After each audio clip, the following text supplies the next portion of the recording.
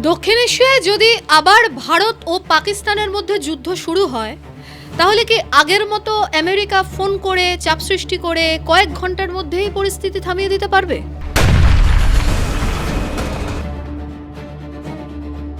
নাকি এবার বিশ্ব এমন এক পর্যায়ে পৌঁছেছে যেখানে ওয়াশিংটনের হাত আগের মতো শক্তিশালী নেই?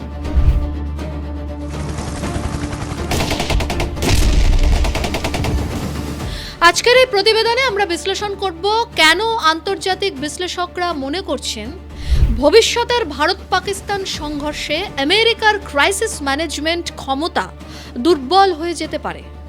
আর সেটাই কি দক্ষিণ এশিয়ার জন্য সবচেয়ে বড় বিপদ, নাকি এর পেছনে রয়েছে অন্য কোনো বড় সমীকরণ?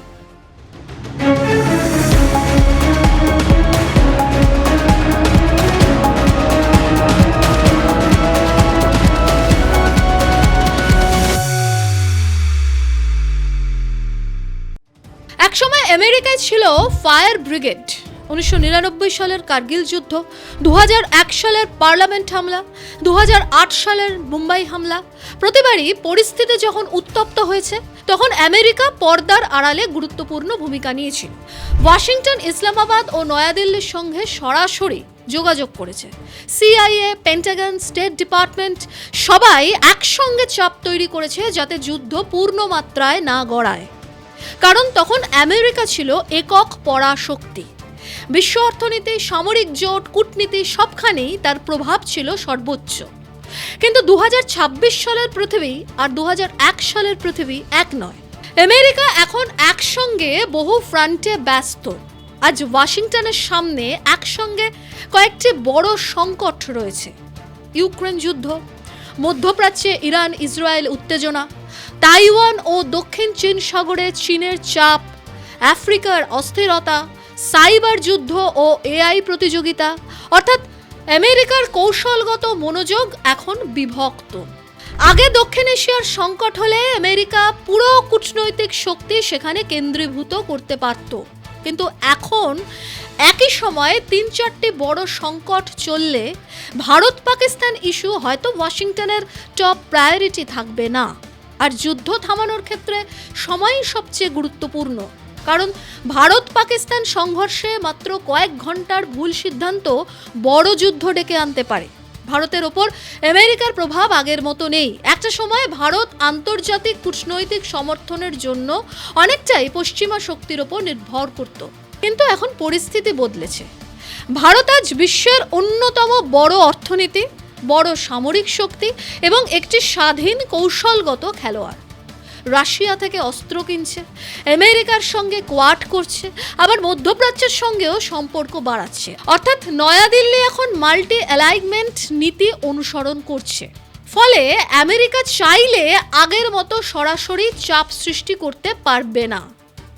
বিশেষ করে যদি ভারতে বড় কোনো জঙ্গি হামলা হয় এবং জনমত প্রতিশোধের পক্ষে দাঁড়ায়, তাহলে ভারতীয় নেতৃত্বের ওপর সামরিক জবাব দেওয়ার চাপ অনেক বাড়বে। সেই মুহূর্তে ওয়াশিংটনের অনুরোধ হয়তো রাজনৈতিকভাবে গুরুত্ব হারাতে পারে। পাকিস্তানও বদলে গেছে। একসময় পাকিস্তান ছিল আমেরিকার ঘনিষ্ঠ নিরাপত্তা মিত্র, কিন্তু আফগানিস্তান যুদ্ধের পর সেই সম্পর্ক দুর্বল হয়েছে। আজ পাকিস্তানের অর্থনীতি ও প্রতিরক্ষা ব্যবস্থায় চীনের প্রভাব অনেক বেড়েছে। চীন পাকিস্তান অর্থনৈতিক করিডর বা সিপিইসি শুধুমাত্র অর্থনৈতিক প্রকল্প নয়, এটি একটি কৌশলগত জোট। অর্থাৎ ভবিষ্যতের ভারত পাকিস্তান সংঘর্ষে ইসলামাবাদ শুধু ওয়াশিংটনের দিকে তাকিয়ে থাকবে না, বেইজিংয়ের অবস্থানও গুরুত্বপূর্ণ হয়ে উঠবে। এখানেই আমেরিকার প্রভাব কমে যাচ্ছে। যুদ্ধের গতি এখন অনেক দ্রুত।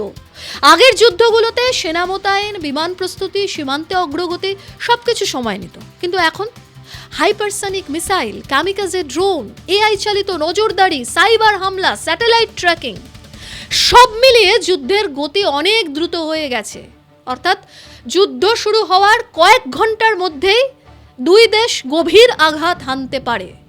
আর এই দ্রুতগতির সংঘর্ষে আমেরিকার ঐতিহ্যগত ফোন ডিপ্লোম্যাসি হয়তো যথেষ্ট হবে না।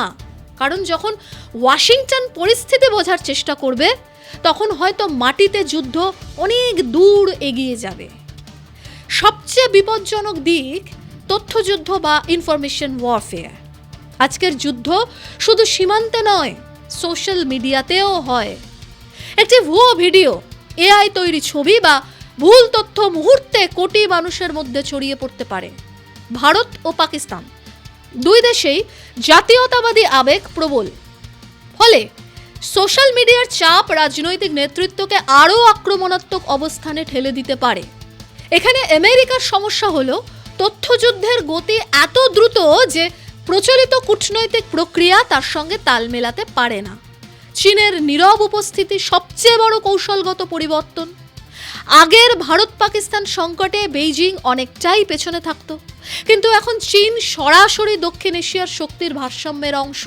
ভারতের সঙ্গে সীমান্ত উত্তেজনা, পাকিস্তানের সঙ্গে সামরিক ঘনিষ্ঠতা এবং ভারত মহাসাগরে উপস্থিতি সব মিলিয়ে চীন এই অঞ্চলের একটা বড় ফ্যাক্টর।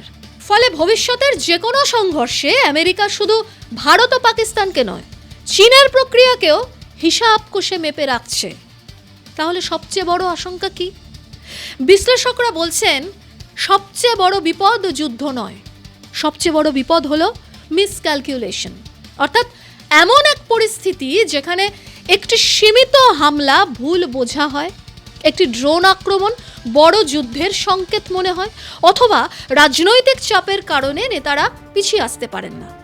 আর তখন পরিস্থিতি এমন জায়গায় পৌঁছতে পারে যেখানে বাইরের কোনো শক্তির পক্ষে যুদ্ধ থামানো কঠিন হয়ে যাবে।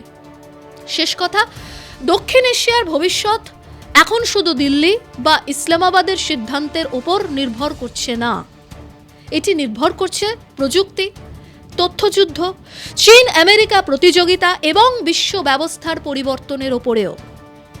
আর সেই কারণেই অনেক বিশ্লেষক মনে করছেন আগামী ভারত পাকিস্তান সংঘর্ষ যদি শুরু হয়, তাহলে আমেরিকা হয়তো আগের মতো সহজে সেটিকে নিয়ন্ত্রণ করতে পারবে না। আর সেটাই এই অঞ্চলের জন্য সবচেয়ে বড় সতর্ক সংকেত। কেমন লাগলো আজকের এই প্রতিবেদন? লিখে জানান কমেন্ট বক্সে। সেই সঙ্গে চ্যানেল সাবস্ক্রাইবেরও অনুরোধ রইল।